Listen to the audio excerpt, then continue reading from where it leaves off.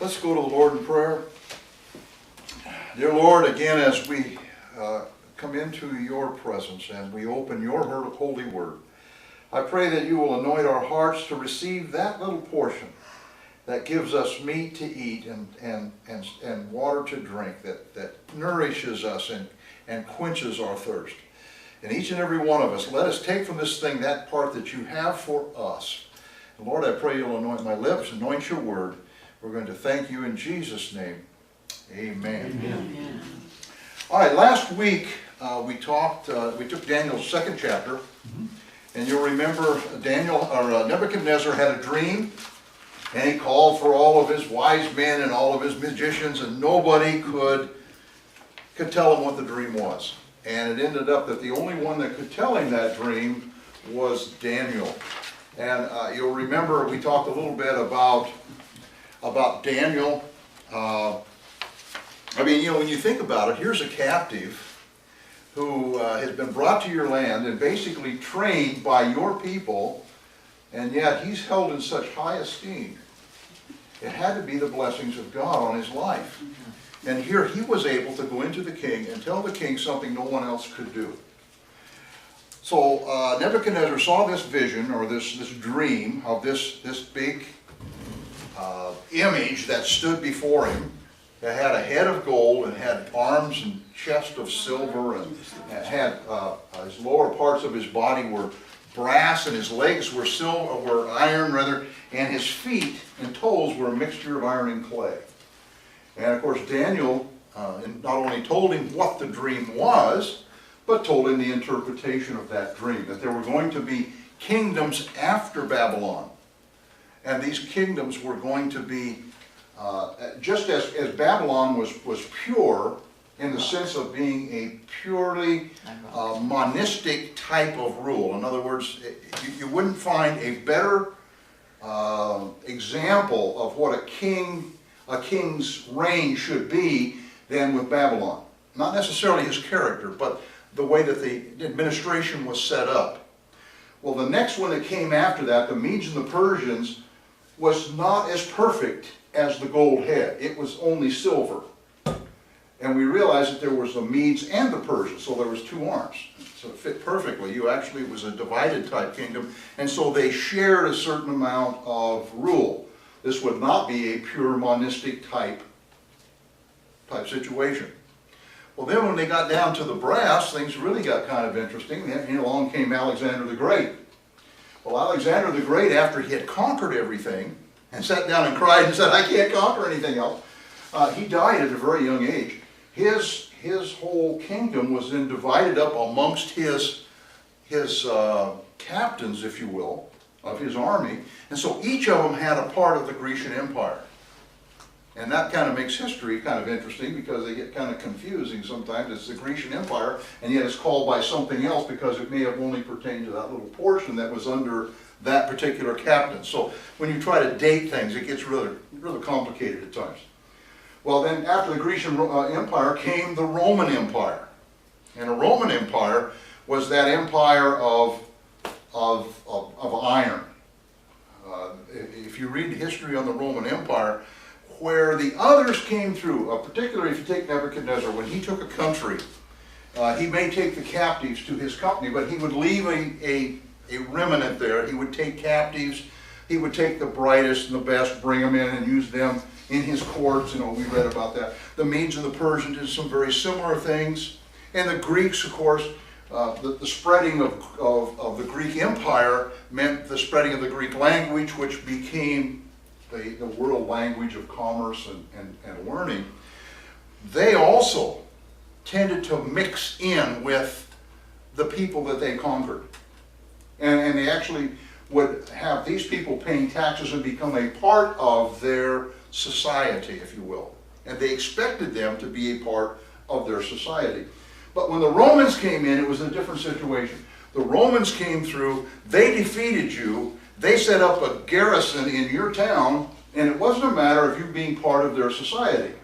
It was a matter, they had a Roman legion there. If you didn't like it, you weren't long for this world. I mean, they just didn't mess with you. You either do it the Roman way or you don't do it at all. And they weren't really so concerned about you being part of their society as much as you just doing what they tell you to do. Pay your taxes, make sure you support Rome, you know, build whatever they need built, and that was kind of it. It wasn't a matter of spreading anything or trying to gather anything. It was this hard line, and this was the legs of iron. Domination. Domination, yes, complete domination. Rome, of course, Roman was in one place, and that was in Rome. However, when you come into the religious side of this, you find that Rome really split in two pieces at one point. You actually had Rome, which we now call Catholicism, or the Catholic Church. The other side of that split off into what we call the Episcopal Church, or the Church of England. Basically the same, but one recognizes the Pope, one does not.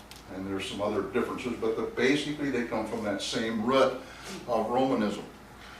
Now you have the feet of iron and clay. And the feet of iron and clay is interesting because here you have two things that don't match. You can't mix iron and clay together. It just doesn't mix. You know, it's like taking Teflon and throwing a piece of cookie dough on it. It's not going to mix. It's not going to stick there.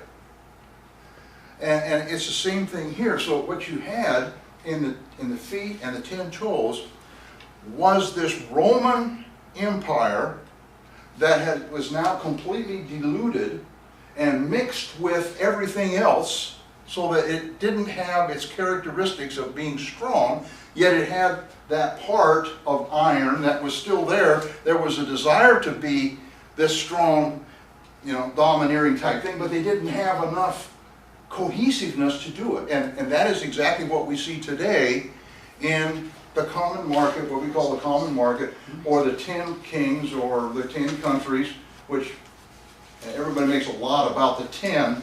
I don't make so much about it as much as it is that this is divided up. It's divided in through Europe, the same basic area as the Babylonian Empire, or the Roman Empire, is still there. The Roman Empire was never defeated. It's the only Gentile nation that was never defeated. It just kind of schmooshed away. Nobody came in and took it over. And it's still there. And it still has that part. And you know, if you follow the news, and I, of course, being in the defense industry, I follow the defense news quite a bit. And you'll see it all the time. They pop up and you'll see statements of, you know, we're going to be the #1 exporter of this, or we're going to, and they get this hard line, we're going to approach, but they never get there because they can't put all of it together. There's no cohesiveness amongst all of their nations that they're trying to get to work together. Well, just take, for instance, Germany, France, and England. There are three that you know, you would think would work together and really want to, you know, push things forward, and yet when it comes right down to it, when they try, they're so busy fighting about who's going to lead that nothing gets done, and it's constant. So this is what Nebuchadnezzar saw. It was the complete history of Gentile rule. The Gentile rule. And this was a time, really, when you look at the Babylonian captivity, when Judah was taken into captivity, and they were there for 70 years, that pretty well ended Israel as being any kind of a world dominating or world force. They just kind of disappeared. And of course, by the time Jesus came on the scene, which some 400 years later, we know that it was completely dissolved, basically, and it was under Roman rule. So we really see the end of Israel as a national force at the captivity of Babylon. The 10 kings, the 10 nations were already gone under the Assyrian captivity. They basically vanished. Some people make the statement, the Jews today don't know what tribe they're in. They're 10 lost tribes. Mormonism is based on that concept of the 10 lost. They're not lost, folks. You talk to Jews today, they tell you what tribe they're from. You know, they're not lost. They just don't have a public identity anymore. They're not a nation. They're not a tribe that has its own identity. It's gone. It's been so scrubbed through captivity and mixing them with others. It's just been scrubbed. Same with Judah, it's been scrubbed too.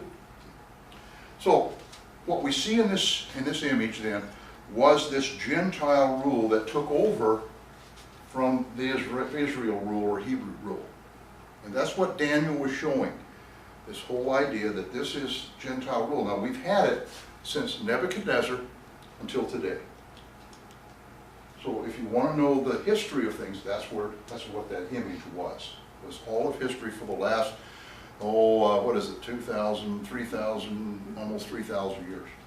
Well, you don't. The Gentiles have been. You don't feel they're ruled by Gentiles now, do you, Israel? I'm sorry?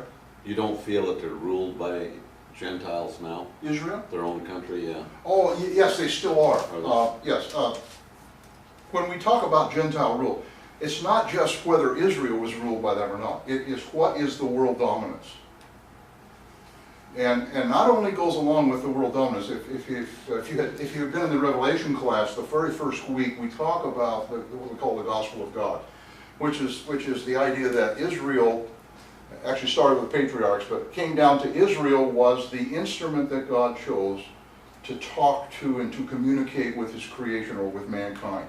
And we know that through the prophets and so forth. Well, that was cut off. You know, it said that the tree was cut off. Well, when that was cut off, he moved to the Gentiles, and that's through the church. So for the last 2,000 plus years, he has spoken to the world through his church, not through Israel. Israel is no longer his spokesman on the world. The church is, and it parallels this domineering of Gentile rule. But the next thing that happens, of course, as we found out in our lesson last week, there is this stone that gets cut out of a mountain without hands, and the idea here is it's a small stone. It's not a huge boulder, it's just a small stone, insignificant, that is hurled without hands at the feet of the image. So it hits it on the toes and the feet, and the whole image just disintegrates, and this stone doesn't just hit him once, it pulverizes this whole image until it gets to where it just blows away. And then this little stone, this little rock, rises to fill the whole world. The whole world is a huge mountain. Well, we know that that's the Messiah rule.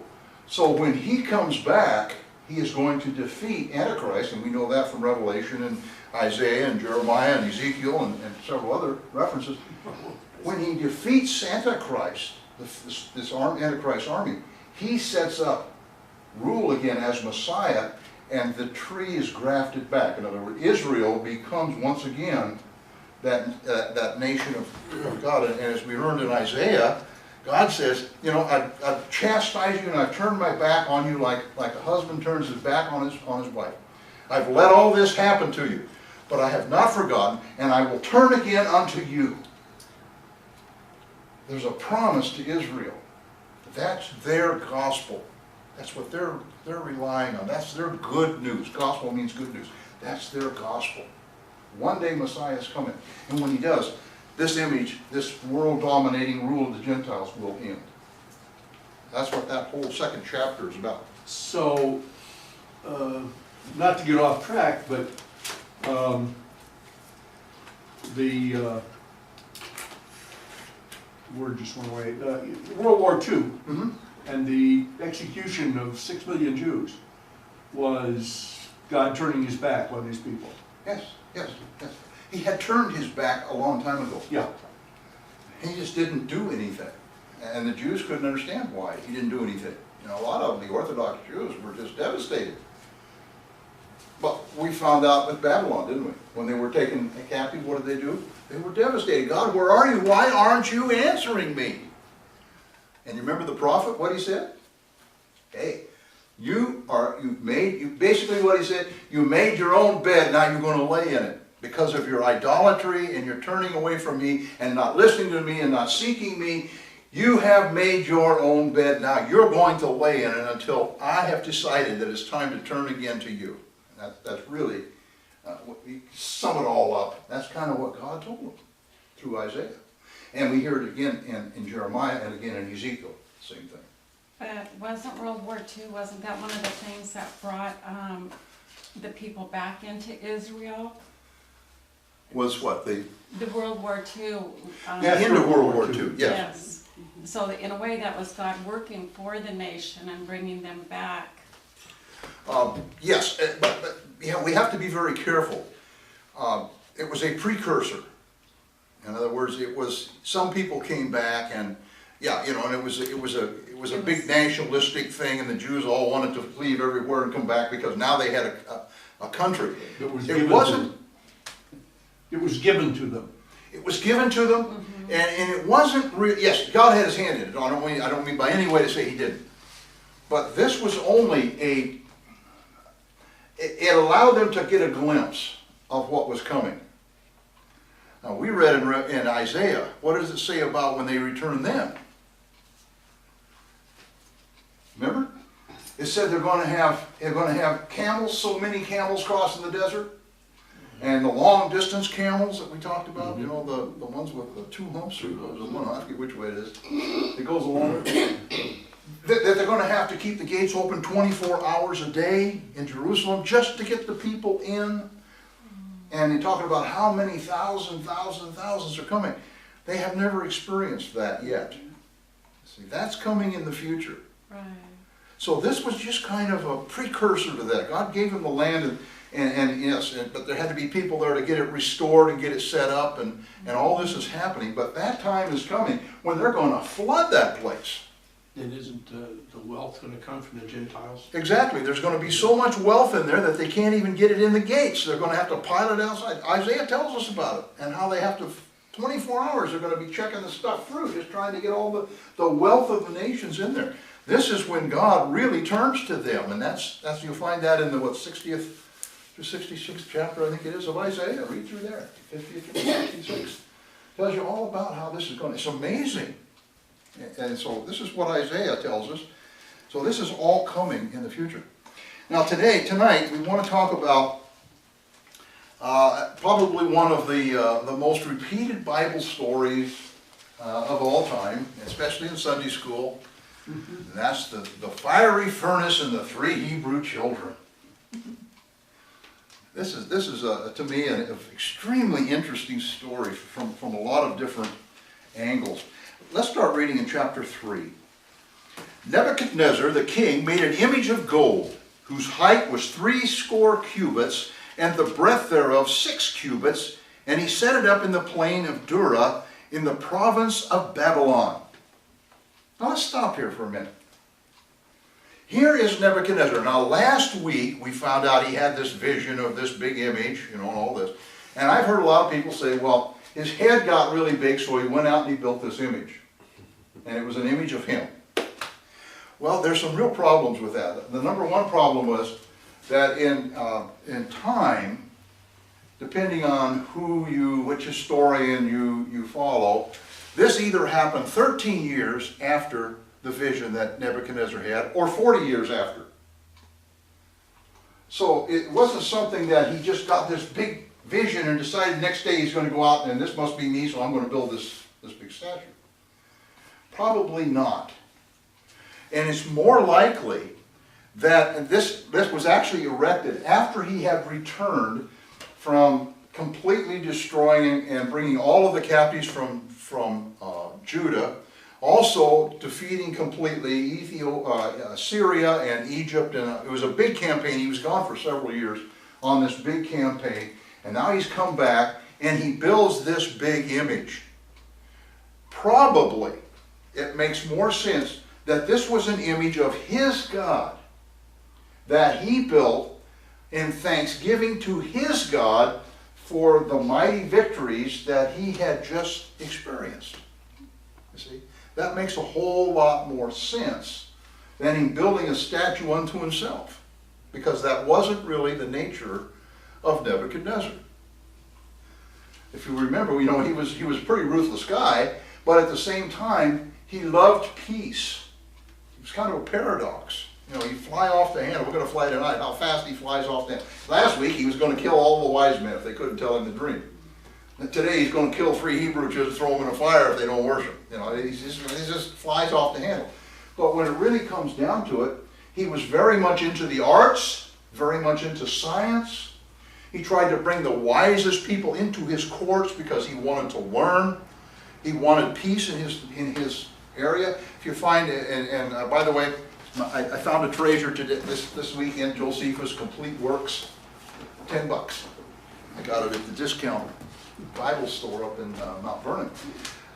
But Josephus points this very thing out about Nebuchadnezzar, is that he really wanted peace. And when he took a country like Judah, he would put his own governor, his own king in place, and then he would ask for assurances that they would keep the peace, because he didn't want war. He didn't want to have to come back there and defeat him. He could do it, sure, he'd roll over, but that's not what he wanted. He wanted peace in his kingdom. And he was very much aware of all the gods, and he would bring all of the gods from all the countries that he defeated. They would be in his temple. He built a big temple called the Temple of Belus in Babylon. And this thing had all of the idols and different things. And he had his that he worshipped. And if you wanted to worship your own idol, that's fine. Worship whatever you want. He didn't care. So he was very much that kind of a person. And so he built this image. Now notice the size, 60 cubits. That's 60 cubits high. And that's a pretty good size. Yes, it is. That's getting up there about 90 feet, about 90 feet tall. But notice the breadth of it. 6 cubits? So it was 10 times higher than it was broad. Well, that's a pretty thin guy, I mean to tell you, you know. No wonder it fell over. He's in good shape. What's that? He's in good shape. He's in good shape, yeah, he really is. He's a string bean. So there's a lot of conjecture as to what this image was. But what they think is meant here, and there was some examples, and I didn't put them all down here for you, but what they think this meant was that from his backbone to his chest, he was 6 cubits. So in other words, he was 6 times taller than he was depth, not broad, okay? Which kind of makes sense. Also, they figure this was on a pedestal, some sort of a pedestal. Now, Josephus talks about, and so does, and I don't think it's in here, but Josephus talks about the fact that in his temple of Belus, on the top of the temple, there were 3 gods up there that he had. The middle god was his god Tabel, or B-E-L, which if you were a Hebrew, would be Baal, B-A-A-L. And this thing was approximately 40 feet tall and was in a sitting position, sitting on a pedestal. So if it was standing, it would be 40 feet, okay? I mean, if it was standing, it would be 90 feet or close to it. But it was 40, and you know, anyway, on a pedestal up there. Now, there's some thought that this is the image that Nebuchadnezzar built. Still huge, huge, huge image. And to me, it kind of makes sense, because what we're going to find here is this was a dedication of the image. There's no indication that he set it up in the plain and expected it to stay there, and everybody was going to keep coming out there and worshiping this idol out in the middle of the plain somewhere. That this was probably a dedication, so it was a dedication, so it was probably going to be moved and put someplace in a place of honor, which would be, of course, his temple would be the logical spot for this. Now you also need to remember, he just got back from defeating Egypt and Syria. And what do you see in Egypt when you go down there? Colossal statues, these huge, huge statues, you know, that were in Egypt. And so no doubt this also inspired him to build something to his God that would be similar to what they had down there. Now there's another thing it's just kind of a side thing here, but the Babylonians were not known for their finish work. They built big things, but it was very rough. Of course, the Egyptians, very fine finish things. But the Babylonians would throw it together in 2 weeks, and it would take Egypt 6 years to do the same thing, because they would do it and finish it with very fine lines. Not the Babylonians. They would throw it together and throw it up there. In fact, Josephus talks about a case where he built a temple, and it took him 15 days to build it. I mean a palace, I'm sorry. It took him 15 days to build a palace. So he had a lot of workers, but obviously not a lot of finished work going on there. Okay, so this was this image that he set out in the plain of Dura, in the province of Babylon. Verse 2, then Nebuchadnezzar the king sent to gather together the princes, the governors, and the captains, the judges, the treasurers, the councils, the sheriffs, and all the rulers of the provinces to come to the dedication of the image which Nebuchadnezzar the king had set up. Then the princes, the governors, and the captains, the judges, the treasurers, and the counselors, and the sheriffs, and all the rulers of the provinces were gathered together unto the dedication of the image that Nebuchadnezzar the king had set up, and they stood before the image that Nebuchadnezzar had set up. Now, there's something I want you to notice here. This was not a general call to all the population of Babylon to come out there. Only the leader. These were the rulers. This was what you would call the court. These were the people that made up the court of Nebuchadnezzar. All of the important people. You look at this here, you had your governors, which were called the satraps, and that was the princes, and these were provincial governors that ruled probably several provinces within Babylon. Then you had your governors, and these probably was a governor over one portion or maybe just a small province that they ruled over. So you had the two levels of governors. The captains, these were the leaders of both military and commerce.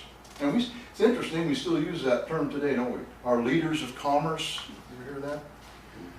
These would be the Rockefellers and that kind of people that we consider leaders in commerce at one time, of course. Then you had your judges, and these were the chief judges. These were the guys like our Supreme Court, appellate judges, things like that. And the treasurers, which were the chief bankers. Counselors, these were just the plain old judges that ruled every day. Sheriffs, these were lawyers. These were the people that were charged with upholding the laws of Babylon. The rulers of the provinces, of course, these were everybody else that was there, mayors, whatever else might be in that thing. And so he called all of these together to dedicate this image. Now notice I make a statement here in your notes. Until the image was dedicated, it would not be considered an object of worship. And isn't that kind of what we see a lot of today? We build a new bridge over a river, and what do? We don't open it until we have a big ceremony and dedicate that bridge. We build a new church, and what do? We have a dedication service. Okay? And so this was what was going on here with Nebuchadnezzar. But until he had all of his leadership in the plain of Dura at the dedication, this would not be considered an idol or an image that God, his God, would be pleased with.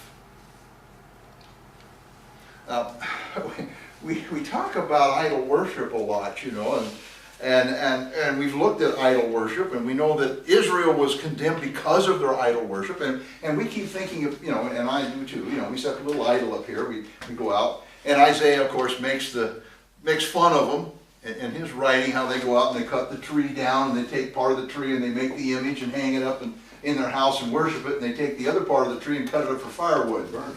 Now, that's the difference in the two. But to them... What if you burn the wrong one? What's that? What if you burn the wrong piece of wood? Yeah, there you go. You're in trouble if you do that. The point here was that it was once it was dedicated, it was considered to be holy. Now, do we see that today? Yes, we do. We certainly do. And we see it in so-called Christian churches, as well as Eastern religions. They have the Buddhas, that they worship, and they have the Asians have their Confucius-type religions where they have idols that they worship or temples that they go into, and there are something. It may not be a human or a living type idol, an image of something alive. It could be something dead. It could be a tree. It could be a rock. It doesn't matter, And there is a point here that I want to make. on idols, and it's something we really need to keep in mind. There is a difference between gods, G-O-D-S, and idols. We sometimes confuse the two. You know, we say, money is your idol. No, money is your God. There's a difference between an idol and money, or a god. And the difference is, when you take something and make an image out of that, and you pray to that image, whatever that image may be, a rock, whatever it could be, when you pray to that, you have set that up as being something holy that you expect something back from by your prayer. Okay? So what Nebuchadnezzar was doing was building an image. He was dedicating that image, making that image holy, so that when they prayed to that image, they could expect to get something back from that image. That image was the image of their God.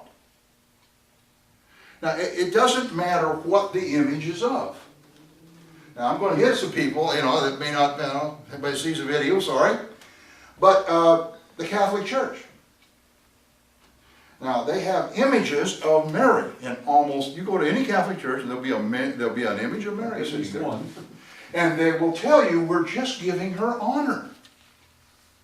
And yet, you will stand, if you stay in the church long enough, you'll see somebody kneel down in front of that image, take out their prayer beads, and they will begin to recite, "Oh, Mary, what was it? Hail Mary, full of grace, blessed art thou amongst women, blessed art the fruit of thy womb, Jesus. Save us now in the day of our distress." Is that a prayer, or is that not a prayer?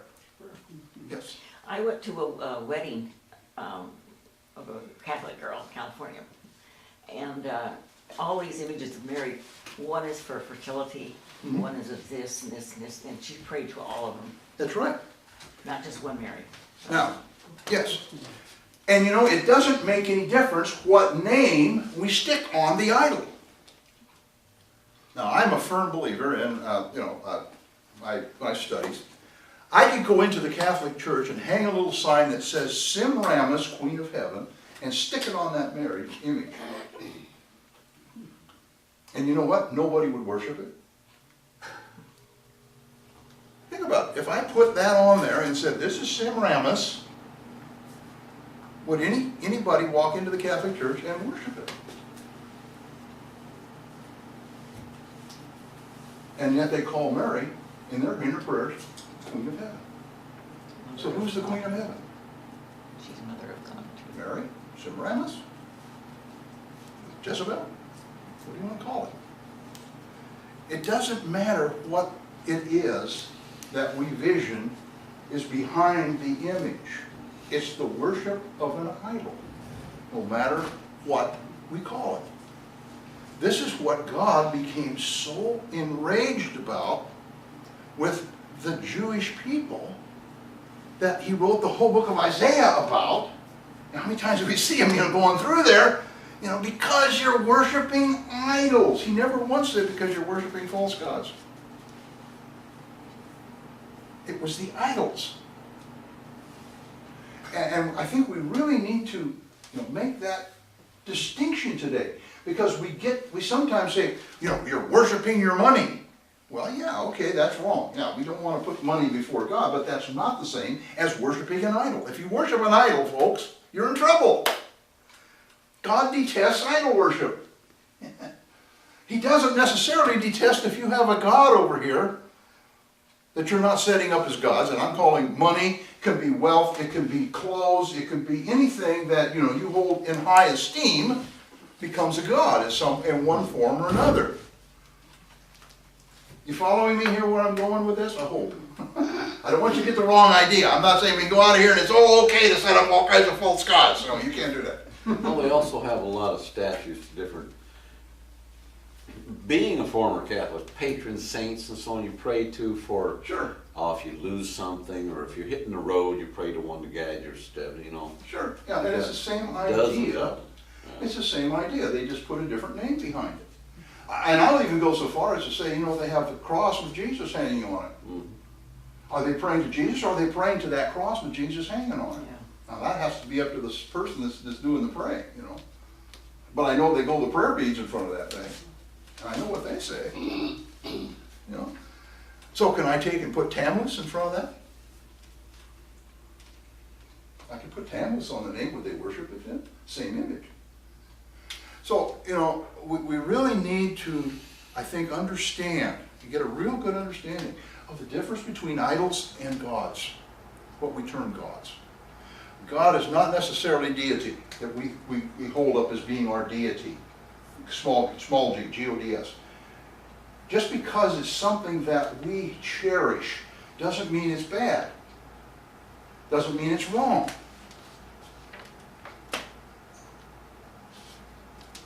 What is wrong is when we put it before our service to God. Then it becomes wrong. Okay? So it's not that itself that we hold in esteem. It's when we allow it to grow to the point that it takes the place of our worship and our service to God. Then it's wrong. No, and it doesn't matter what that is. I could be here for 2 or 3 days citing them off and probably still not even begin to scratch the surface on the amount of things that people can hold in esteem and put before God. That includes motorcycles, camping, Fishing. RVs, or horses, or dogs, or cats, or, you know, if you've been in the entertainment business, you know, security business like I have for 25 years, you see some of the craziest things you can't believe what people are, what they hold in great high esteem. It's crazy. So anyway, we'll move on, but that to me is an important issue that we really need to look at. Now, verse 3. Then the princes and the governors, I'm sorry, verse 4. Then a herald cried aloud. That's a crier, a time crier or town crier. To you it is commanded, O people, nations, and languages, that at what time ye hear the sound of the cornet, flute, harp, sackbut, psaltery, dulcimer, and all kinds of music, you fall down and worship the golden image that Nebuchadnezzar the king hath set up. And whoso falleth not down and worshipeth shall that same hour be cast into the midst of a burning, fiery furnace. Boy, now, doesn't this sound rather arbitrary? You're going to worship or else. I think I told you I had my uncle's brother. He was a rough character when he got saved. He used to go down the street, testify on the street corners.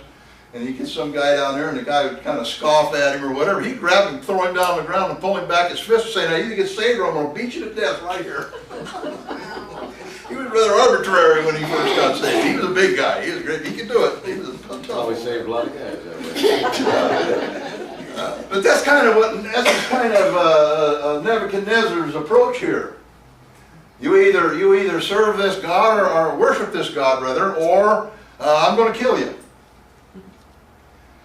Does that sound familiar to something we hear today? Kind of interesting. It comes from the same part of the world. Islam. Either serve Allah or we'll cut your head off. That's your choice. Steve, I'm befuddled, I guess, Okay. because a few years earlier, the same, what did you say, like, could be 13 years earlier? This same king had this image Mm-hmm. described to him as a bad thing, and because he had that dream, and then had the reason for the dream given to him, then he seemed like he was going to worship the right God. And now he's gone completely away from that. He forgot. Well, not really. In the first place, remember that dream was not a bad thing. Because remember, before he got the dream, Daniel told him, explained to him, you were laying on your bed before you went to sleep. And you were thinking about what's going to happen after my reign. When I'm gone, what's going to happen? See, the image was not a bad image. It merely told him what was going to happen after his empire. Okay. You see, it wasn't a bad thing. Yeah, it was destroyed, but it was destroyed by what? Another empire that came along, as far as he was concerned. He It wasn't. was after he was gone. And then, but if you'll know, and also if you'll notice the words that Nebuchadnezzar gave after he had this, he said, you know, first place, fall down and worship Daniel. That was his first thing. Everybody fall down and worship Daniel. Then his next thing was that he serves a God who's able to tell all this like no other God can. And so, I don't want anybody to say anything against this God. If you do, I'll put you to death. I will put you to death, and I will cut your house and all your family to pieces. Now, it wasn't if you don't serve him, it's just that if you say anything against him. Right? So there's a big difference there, see? Okay. And I'm glad you brought that up, John, because what's going to happen, we're going to see Nebuchadnezzar as he moves along to a point where he finally reaches that point of saying, yes, this is the God. And we're going to see him reach that point. Yeah. But until he gets there, it's just another powerful God. And in fact, you remember, the thing that was so striking to the wise men and the Chaldeans was the fact that, remember when they said, not only can we not tell you the dream, but nobody, no man can, nobody, no God that walks among us can. Only that God that does not walk among us can tell you that. Because they believed there was one central God who was the deity over everything, but he did not get involved with man. He had undergods. And these undergods were the ones that got involved with mankind. But up there somewhere was this huge deity that ruled all of the lesser gods, if you will. So Baal and all of these gods were really lesser gods that answered to this supreme being up here somewhere. And it's really kind of brought into Greek mythology. Because in Greek mythology, Zeus is considered the supreme god, and then you have all these other gods. You know, Eros, or Cupid, if you will, was a god of love, you know, and you had the flying horse and all of these different ones, you know, Mercury and Jupiter and all these gods, but they were all lesser gods to the supreme God. And so it was the same idea. And this is what was so striking to Nebuchadnezzar, was that this had to have been this divine God that does not get involved with mankind, that is over all these other gods. Daniel has a phone line to him. He can talk to him, and he gets an answer from him. See? And so, look at it from that point of view. All the other gods are still there. Nebuchadnezzar's God is still just as powerful as he ever was, but all these gods could put on forms and could take on the form of man, could walk around and talk and all this kind of stuff if they wanted to. You know, that was their belief. But there was this one God, and that was Daniel he had the corner in the market to talk to that God. He was the only guy that could do it. Okay. Now, there's something else here I want to point out to you. People have said, well, Nebuchadnezzar was very arbitrary. You had to worship his God and or nobody else, and nobody else. That wasn't what he was saying here at all. As far as Nebuchadnezzar was concerned, you could worship any god you wanted to. But when he had this party and this celebration of this dedication, and this wasn't a funeral march of music. By the way, all of these instruments came from all over the world. There was some Greek stuff in here and stuff. So this was a accumulation of all kinds of instruments from all different places. And there were people in his court from all over all the provinces that he had defeated. They all were in his court. So there were people from mixtures from all over the world, basically, that were there. His rulers, his court, just like the Hebrew children were there from Israel. And so when he had this party, this sounding of all of these instruments, it was going to be a celebration time. So keep that in your mind. This was a celebration. Now, to everybody that came into the court, there was not a problem to fall down and worship this idol that Nebuchadnezzar had set up. Because as far as they were concerned, everybody's idol, everybody's God was just as good as their God. It's just that this is the God I worship, and if you worship that God, that's fine too. And if I come into your house, I'll worship your God with you. And if you come into my house, you worship my God with me. Because it didn't matter, you see. And of course we see this in the Bible. It talks about some of the gods of the Philistines. They had a god of the harvest. They had a god of the rain. They had a god of the... Do we see that today? Here, go talk to your native Indians. There's a god for everything. Now, there's one god, you know, I can't worship the god of the rain if I worship the god of the snow, you know. Or, no, it just depends on what you need. That's who you worship and pay homage to. And if you need a good crop, you pray to that god, and you can expect a good crop. A lot of them call a great spirit. Great There is a spirit? great spirit. Yeah, there is also Even in a- the jungles, you know, there's a great spirit. They know there's somebody, Mhm. but they don't know who it is. Exactly, and they all have the same idea, concept of a great God. Well, Paul, when he went on Mars Hill, you remember, he was walking along on Mars Hill, and he stopped, looked down there, and all these people were there, you know, all of these philosophers, and all of them were gathered there. And he says, look at that. He says, I'm coming to tell you about that one. And what was it? It was an image to the unknown God. Yeah. He said, let me tell you about this unknown God. I know him, you see. So the Greeks had this very same concept.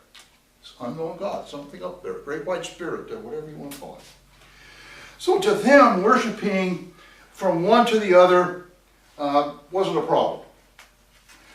And also, when you look at it from Nebuchadnezzar's point of view, he was dedicating this image. So you wouldn't walk in to Nebuchadnezzar's throne room and say, hey Neb, how you doing? Hey, can I talk to you about something? You'd probably take about 2 steps in your head and be on the other side of the wall, you know, over there, slammed up against the wall someplace, separated from your body, by the way. You know, you didn't do that. You know, you had to go through a certain ceremony, or you had to have somebody intercede for you before you went in to see the king.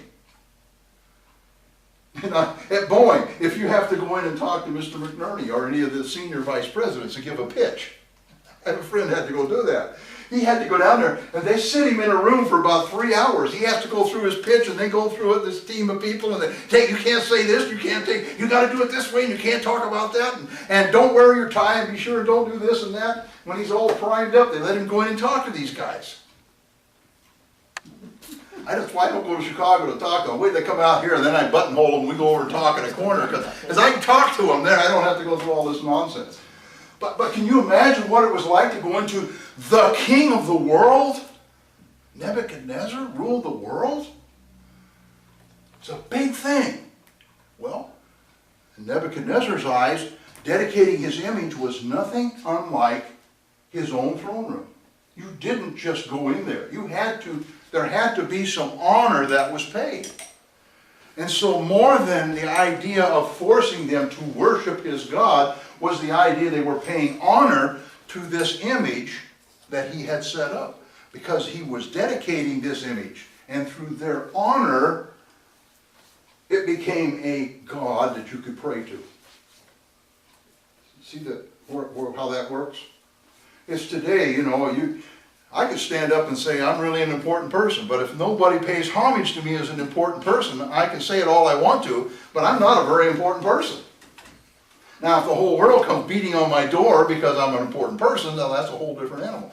Same thing here. If they didn't worship the idol, they were not paying homage to his idol. Therefore, it was not, in his eyes, anybody who was not, was disgracing this image and the God behind the image.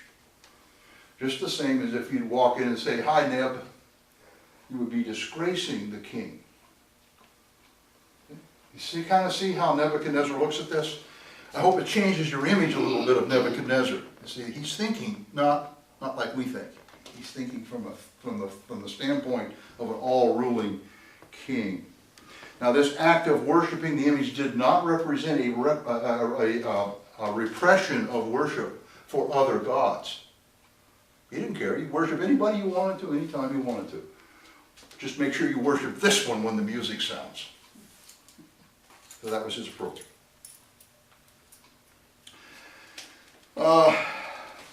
Verse 7, therefore at that time, when all the people heard the sound of the cornet, flute, harp, and sackbut, psaltery, and all kinds of music, all the people, the nations, and the languages, everybody, fell down and worshipped the golden image that Nebuchadnezzar the king had set up. Wherefore at that time,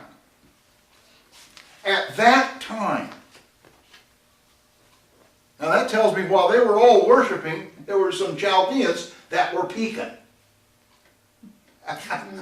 You ever been in a prayer meeting? In church, and the pastor says, "All right, everybody, bow your head." And, you're given an altar call or whatever, and it's comical sometimes. Of course, I've been in a position of being up in the pulpit, so I can look out, and you see people that got their head down this winter.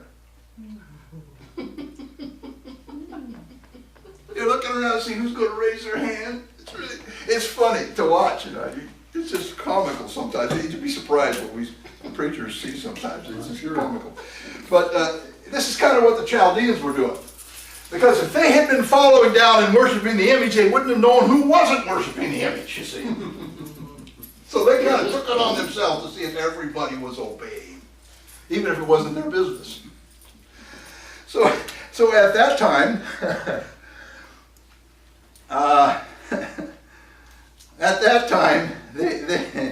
here they come, these guys.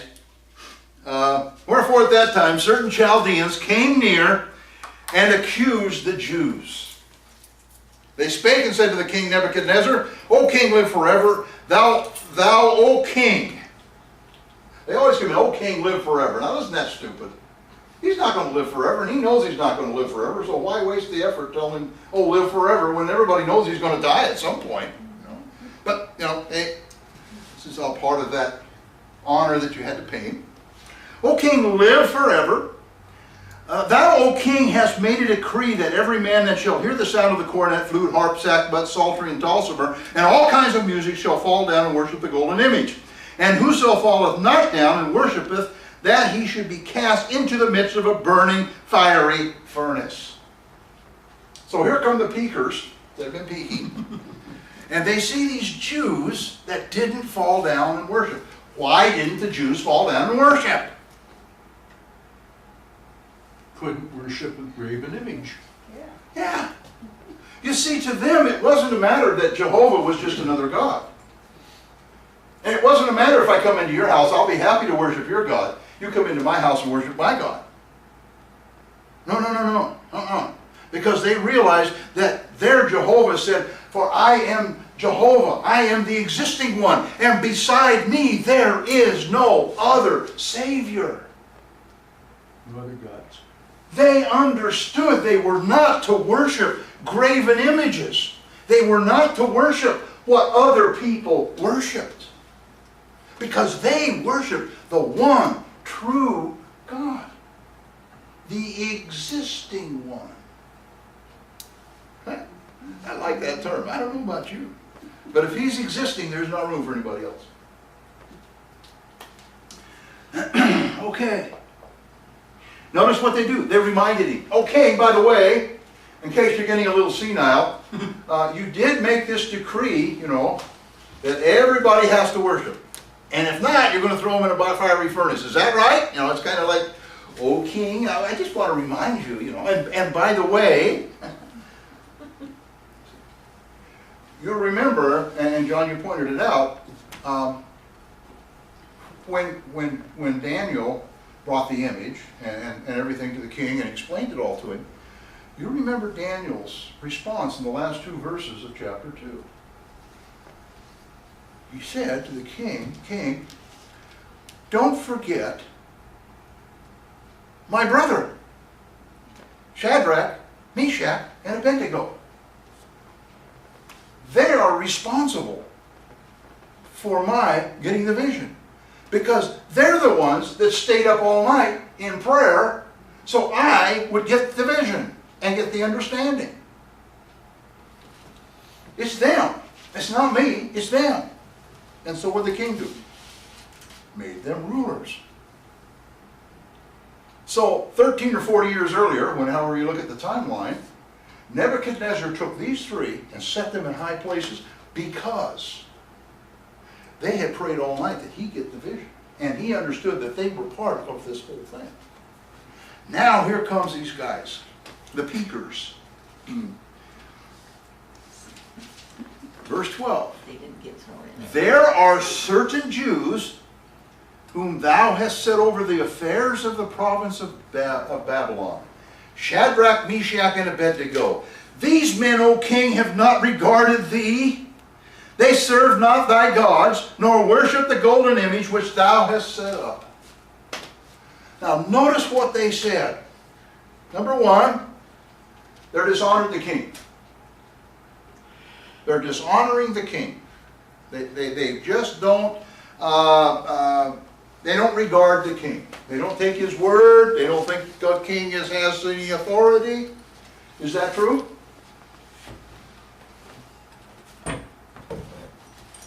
Is it true? Yeah.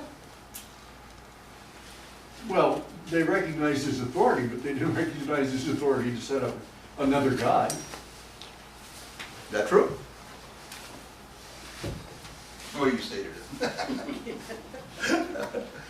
Oh, I think they saw his authority to set up all the gods he wanted. Where he didn't have the authority was to make them worship the god, right. So in saying that they did not regard the king, that is not really a true statement. Only from the standpoint that this image needed to be worshipped. In everything else, they regarded the king very highly. And we remember back in the first chapter where we saw about how they were schooled. Look at the way they answered the king and the way they talked to the king. There was the utmost honor and respect paid to him. Because remember, they also knew about the image. And if you remember, the image, Nebuchadnezzar, the interpretation was that God had set up Nebuchadnezzar. If God, the existing one, set him up, believe me, there was going to be respect, and they were going to regard the king as having the rightful office because Jehovah set him up. We didn't think about that sometimes, you know.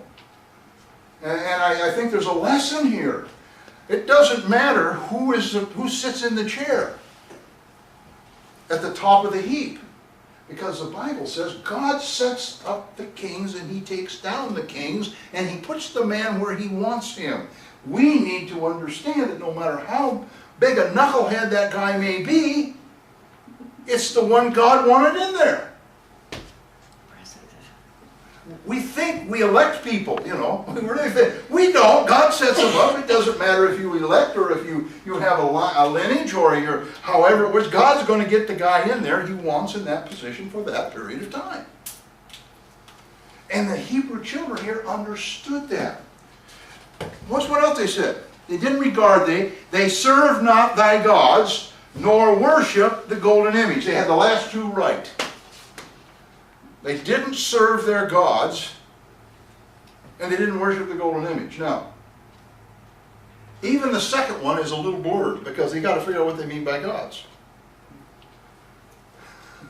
Now, if you're talking about the graven images they had, I would say that's absolutely true. But the gods of Babylon were not just the images. As we look at gods, things of importance, things that we pay homage to by our time, our energy, and so forth. They had economics, they had everything that we have today. Did they spend time in that? Yes, they were rulers, they had to. So from that perspective, if we take that definition of gods as being those things that we spend our time with, and those things that are important to us, yes, they did serve those.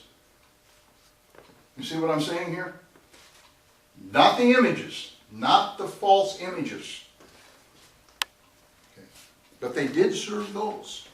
So if we look at it from that perspective, that would be a true statement. If we look at it from the perspective of being gods as being images, divine beings, then, yeah, they didn't worship those at all. Okay. Verse 13. Then Nebuchadnezzar in his rage and fury commanded to bring Shadrach, Meshach, and Abednego. Then they brought these men before the king. Here's typical Nebuchadnezzar. Here we go. Volcano erupts. Who is this? Who are these people? Well, you know, we look at this and we say this guy must have been a psycho case or something, you know, kind of insane maybe. He needed an anger management course. Needed an anger management course. However, have you ever read the book of Ruth? Or not Ruth, I'm sorry, Esther. Yeah. You ever read the book of Esther? Look at everything Esther went through just so she could walk into the presence of the king without being put to death. And she was a beautiful queen. So, you know, oh, wait a minute. Is he really insane, or is he just a king in that period of time? They all were pretty much that way. That was just part of being a ruler in those days. So you did things a certain way, and if you didn't do them that way, and whoa, after your head, I'll get somebody else. You're indispensable. I'm a big shot. Right. Okay. So notice verse 14. Now verse 14 is very interesting to me, is extremely interesting. It tells us a lot about Nebuchadnezzar. Notice what he says, verse 14. Nebuchadnezzar spake and said unto them, Is it true, O Shadrach, Meshach, and Abednego? Is it true, O Shadrach, Meshach, and Abednego? Do not ye serve my gods, nor worship the golden image which I have set up? Now, on first reading, if you tie these two verses together, here he is, raging maniac, and he's hollering at them, Is it true you didn't worship my image and you don't serve my gods? But if you read the text from the Hebrew, the words that are used here, really it was more conciliatory. In other words, he was giving them an out. Is there something that you didn't understand about when the music sounds, you're supposed to fall down and worship? A little different, you see. He still honored these three men. And so what he was saying was, hey guys, is it really true that you didn't fall down and worship? Then you don't worship my God, you don't serve my gods. Is this really true? Is there a problem? Did you not understand something? It's almost, in the way that it's written, it's almost pleading, hey, you know, let me know that there was a misunderstanding, and, you know, it'll all be taken care of, and we won't worry about it. But notice how they answered. Oh, my goodness. Let's read, first of all, verse 15. Now, if ye be ready. So in other words, now, if there was a misunderstanding, let's get this cleared away. So if you be ready, at what time you hear the sound of the cornet, flute, harp, sackbut, psaltery, and dulcimer, and all kinds of music, ye fall down and worship the image which I have made, well, okay, well, that's all water under the bridge. I understand, it was misunderstanding, or there was something that you didn't quite get right. So it's okay. But if ye worship not, ye shall be cast this same hour into the midst of a burning fiery furnace. And who is it? This right here. This is the key. And who is that God that shall deliver you out of my hands? You want my personal opinion? I don't think God would have undertaken it all for the three Hebrew children. I don't think we'd even see it written in here. He'd have let them go into the fiery furnace, and that would be the end of it. You say, what kind of a God would do that? Read Fox's Book of Martyrs. Okay? Yeah. This was common. I mean, there was a lot of Jews that were put to death. These were just three more. Back to Isaiah. What was the big thing in Isaiah that infuriated God about these rulers?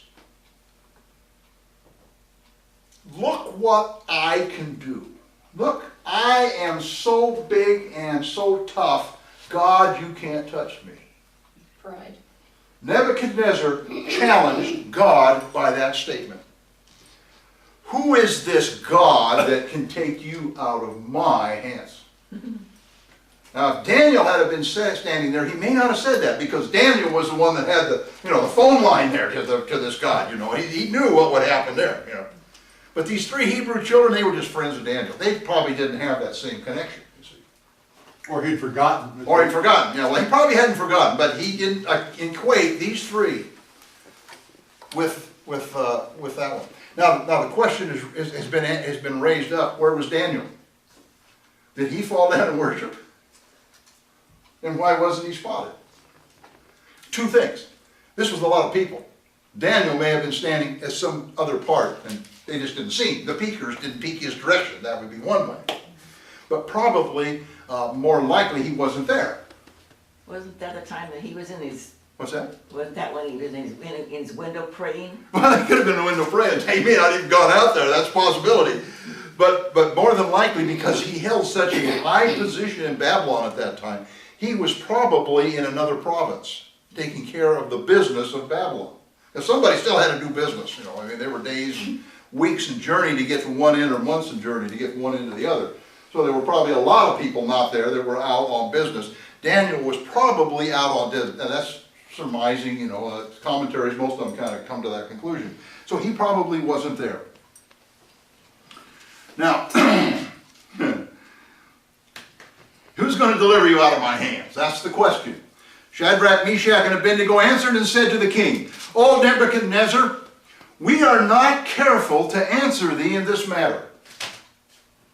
Now, we take that as an insult. Somebody said, I'm not careful to answer you at all. But actually, what they were saying was, we don't have to take the time to consider what we're going to say. We know what we're going to do already. We don't have to take time to get in a huddle over here and discuss this matter. We already know. So we're not going to be careful in how we answer thee in this matter. If it be so, our God whom we serve is able to deliver us from the burning fiery furnace. But notice this next statement. And he will deliver us out of thine hand, O king. What they were saying was, I don't know whether we're going to have to go into the fiery furnace or not. I don't know whether while we're standing here talking to you, a bolt of lightning is going to come down. I don't know what's going to happen. But if God wants us to go into the fiery furnace, so be it. He's able to deliver us. But whether we go into the furnace or whether we don't go into the furnace, God is going to deliver us out of your hand. Now this is a lesson in faith here, folks. If we really believe that God is on our side, it doesn't matter what the trial is. It doesn't matter where He puts us. It doesn't matter what we have to go through. As long as we keep our eyes focused on the fact that God is going to deliver us. So many Christians, they pray, oh God, I really need the salvation. I really need economic help. I really need this. If it be your will, God, and if not, I understand. That's not the way God told us to pray. He said, try me. How do you try God? Well, God, you said try me? Okay, what's it going to take? Am I going to lose my house? Am I going to lose some stuff? That's fine, whatever it takes. But I believe you are going to deliver me. You are going to give me what I need. You are going to deliver me out of my problem. Whatever it takes. I don't know what it's going to take. But my eyes is focused on the fact that you are going to deliver me. You see the faith they showed here? They weren't bemoaning the fact that I had to go in a fiery furnace. Well, okay, I don't really want to go in there. But if I do, I guess that's okay. God's able to deliver us out of that. But in any way, whatever it takes, God is going to deliver us out of your hand. You challenged God, Nebuchadnezzar, and God is going to deliver us out of your hand. look what happened down there. Oh my goodness. Yeah, he may even let you die in the fire, but he's gonna deliver you out of it anyway. Yeah, you could look at it that way, but I believe firmly that they believed absolutely they were going to be delivered out of the hands of Nebuchadnezzar. Well, they did say, even if you don't, even if he doesn't, I Yeah. want you to know that I'm not gonna. Verse 18. That's right, yeah. Hey, verse 18, but if not, be it known unto thee, O king, that we will not serve thy gods, nor worship the golden image which thou hast set up. In other words, yeah. And if for some reason God doesn't deliver us out of our hand, we're still not going to worship you. We're not going to do that. Now, I want you to notice a little something here. They kind of turned things around on Nebuchadnezzar. Nebuchadnezzar's big thing was the worship. And he kind of threw the challenge to God as a secondary thing. But it was the primary thing to them. You challenge God, God's going to take us out of your hand. Period. And by the way, we're not going to worship that idol, and we're not going to worship your gods. Interesting, huh?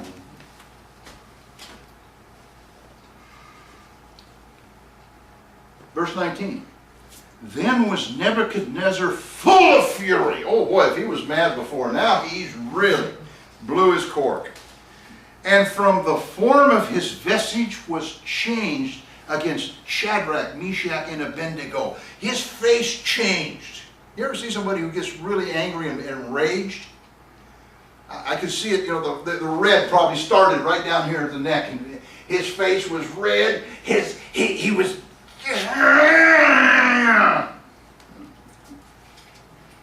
He was really hot.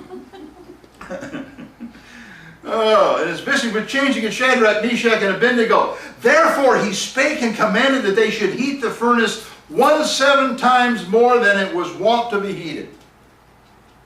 Now some people have said he had the fiery furnace all ready for him, so he must have known what was going to happen. No, I don't think so. Now he may have had the furnace lit, because I don't think that furnace was just to throw people into. You know, that would be kind of a waste, you know. The furnace was probably for some other reason. Maybe because Babylon, you know, was quite a place. They had hot running water, they had all kinds of things. So maybe this was the furnace they used to heat the water that went through the aqueducts to the palace. I don't know. Who knows what it was. But he commanded them to heat that thing 7 times hotter. Now that doesn't mean that they had a thermometer out there and they said, okay, it's 120 degrees, so we're going to make it 718, you know, we're going to make it 800 and whatever. 7 is a perfect number. It was perfect in the Chaldeans. It was a perfect number, same as it was to the Hebrews. What he was saying is make it as hot as you can get it. You can only get it so hot with wood heat or whatever you're burning. Whatever the chemical or whatever you're using is only going to get so hot, coal, whatever it is. But you get it as hot as it'll get. And that's what he was saying. Get it as hot as you can get. Verse 20. And he commanded the most mighty men that were in his army to bind Shadrach, Meshach, and Abednego and to cast them into the burning fiery furnace. Now he didn't just say go grab them and some of you guys tie him up and throw him in there. He wanted the mighty men. And these guys were what these guys were. These were the ones that protected the king. These were the bodyguards, if you will, of the king. These were the mighty men in the army. These were usually big guys. You think about David. You remember David ran around with his mighty men. His mighty men were the ones that went with him. The army may have went that way, but his mighty men went with him. They were his bodyguard. They were his personal army, if you will. These were the biggest, toughest, meanest guys you could find. And these were the ones he said, I want you to grab these guys, and I want you to tie them up, and we're going to throw them in a fiery furnace. Then these men were bound in their coats, their hosen and their hats, and their other garments, and were cast into the midst of the burning fiery furnace. Now you say, what is so important about the fact that they were basically tied up in the clothes they had on? What's so important about that? Well, it's very important because what God was pointing out to us here, they didn't go put on some asbestos clothes. They didn't have time to go on and put on 14 layers of wet burlap before they got thrown in the fire. There was no trickery here. The magicians, if they were going to do something like this, you know, in their day, they could figure out a way to do it, to make it appear that they were burning up in the fiery furnace, and yet they weren't, you know. There was no way this could be concocted because they didn't have time to do anything. They were in their same clothes, their tunics, their bloomers, if they were long pants that they wore. That's really, if you go through all the words on these.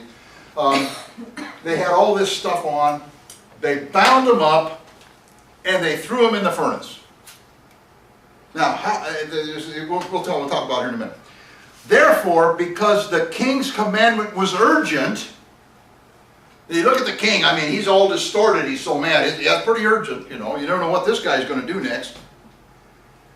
And the furnace exceedingly hot, the flame of the fire slew those men that took up Shadrach, Meshach, and Abednego. So probably what happened, they opened the door, they took the three of them and they threw them in. Well, you know sometimes when you throw things in a fire, what happens? You get that backdraft kind of thing. They threw them in and all of a sudden that fire came out of there and it consumed those mighty men, his bodyguards. Now probably on hind thought, Nebuchadnezzar probably, after thinking about it, maybe thought, you know, Bobby, I should have got the servants to do that job. You know. That was probably a dumb move on my part, but you know, we don't know what he was thinking. Now notice verse 23. And these three men, Shadrach, Meshach, and Abednego, fell down bound into the midst of the burning fiery furnace. How else would you expect them to fall down except bound? Unless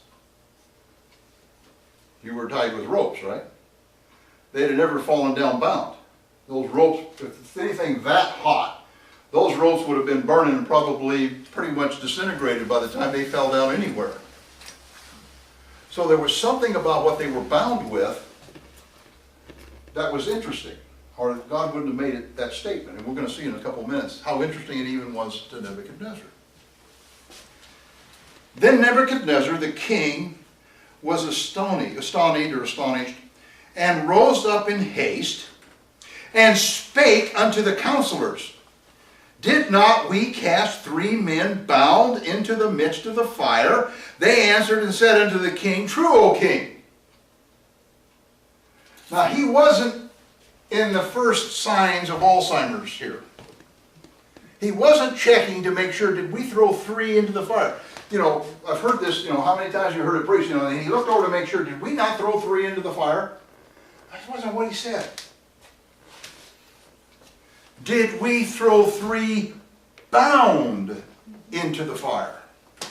Again, something about the binding that they were tied up with, there was something different, something with Nebuchadnezzar. There was something different here. There was a problem here. They answered and said unto the king, True, O king. Notice 25. He answered and said, Lo, I see 4 men loose. It's kind of a stupid statement. If they're walking around, they must have been loose. The point is, there was something about the bounds, the bindings, which tells me they must have been chains or something that was not, that would withstand the heat of the furnace. Metal bands or chains. Not ropes. And the thing that struck Nebuchadnezzar wasn't that they were walking around, it was that they were walking around loose. How did the metal get off of them? If it would have been ropes, he would never say they were loose. Obviously the fire burned them off, you know, hey. So there was something about that. They were loosened and they were set free. Notice, and he wasn't even really concerned about the 4th man that much. I mean, you know, it was a matter they were loose.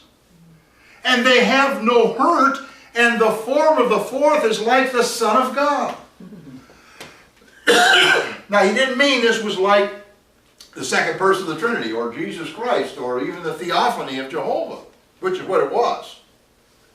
But remember, his theology said, we have a God that does not interfere with the parts of men, but we have the lesser gods, and they take on the form of man and come down and interject themselves into our business.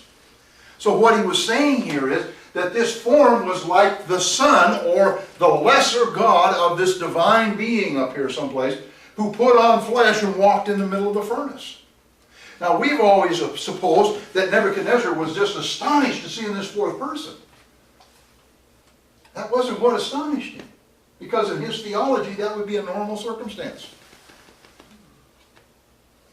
What was the thing that astonished him was they were loose.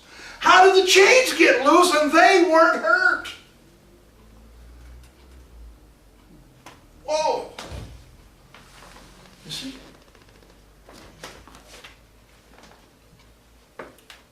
Then Nebuchadnezzar came near to the mouth of the burning fiery furnace and spake and said, Shadrach, Meshach, and Abednego, ye servants of the Most High God.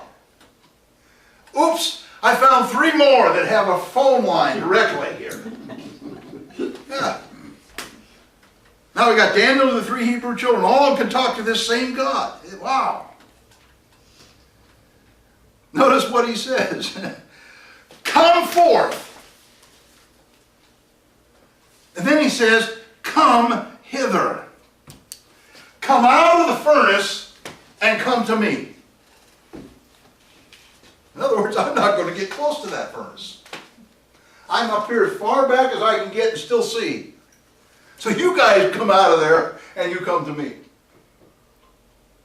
It's kind of a humorous little thing there, I think. Then Shadrach, Meshach, and Abednego came forth of the midst of the fire. And the princes, governors, captains, and the king's counselors, being gathered together, saw these men, upon whose body the fire had no power, nor was there an hair of their head singed, neither were their coats changed, nor the smell of fire had passed on them.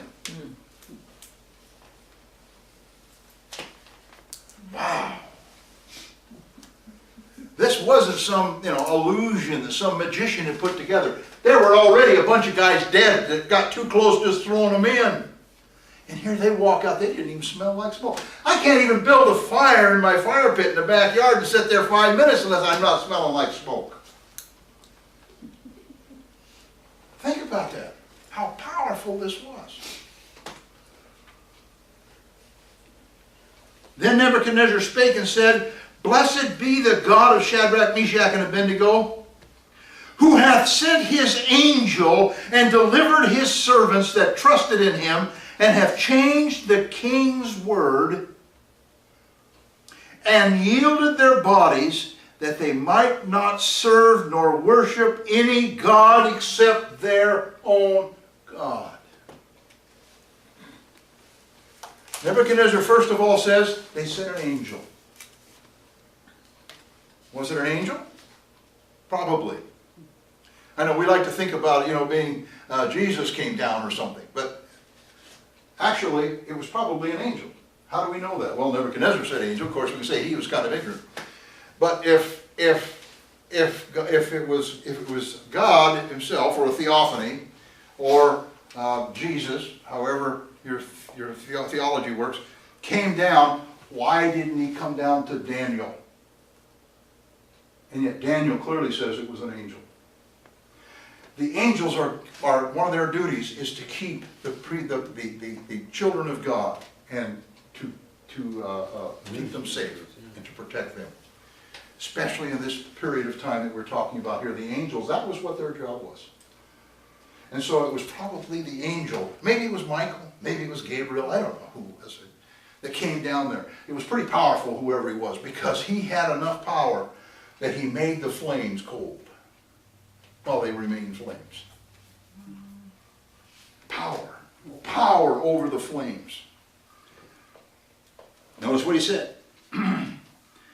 And delivered his servants that trusted in him. Nebuchadnezzar understood faith. They had faith, and because of their faith, God delivered them. Not only did he do that, he changed the king's word. I like that. Oh, who's able to deliver thee out of my hands? Well, now, okay, yep, he can sure do it. He did it. Yep, I'm convinced. Yeah. You don't change the king's word, by the way, in those days. That not only meant that he understood that what he had said, God turned against him and actually delivered, but it also meant that now he was going to set him free, and you couldn't do that if you were a king in those days. You didn't have that right to change your word. Once you made a law, it was a law. Notice what he says. And hath changed the king's word, and yielded their bodies. In other words, they were willing to give up their bodies, that they might not serve nor worship any god except their own God. So not only did they have the faith, but they had the works that went with it. Because they were willing to sacrifice everything and say, okay, God, I'm throwing it all down. If you want to deliver me, great. I believe you'll do it. I believe you're going to do it because of that king's word. Because the king challenged you, I believe you're going to do it. But if you don't do it, that's okay too. I'm still not going to worship anything but you. And I'll tell you, folks, that's something we'd really need to get in our hearts, and we really need to get that kind of an attitude, because this whole thing's about to wrap up. We're getting very close. Very close. And it's going to be our responsibility to be able to stand up and say that same thing. It doesn't matter what happens. I am going to keep my eyes fixed on the existing one, because he's the only one. He's the only one. Better get going or I'll off on another sermon. Notice 29. Therefore I make a decree that every people, nation, and language which speak anything amiss against the God of Shadrach, Meshach, and Abednego shall be cut in pieces, and their houses shall be made a dunghill, because there is no other God that can deliver after this sort. Now again, he didn't say it was the only God, but it's the only God that can deliver this way. The only one like that. Yeah. Yeah. Then the king promoted Shadrach, Meshach, and Abednego in the province of Babylon. So they grew not only in stature before God in their faith, but they grew in stature before the king. I've often said it, I think I've said it here, that we should be the richest people on the face of the earth. We should be the richest people on the face of the earth. We should be. We should prosper above anybody else. Why? Because when we allow our faith, and we show where our faith is before God, that we're willing to lay everything down before Him, He blesses us spiritually, but the world will pour their wealth upon us. Notice I didn't say the saints. This is where I have a problem. We have too many evangelists, televangelists, preachers, and pulpits today that expect all the wealth to come from the saints. They build up their coffers. But that's not God's way. God says that the wealth of the wicked belongs to those that trust Him. What did He say in the Beatitudes? Blessed are the what? Meek. For what?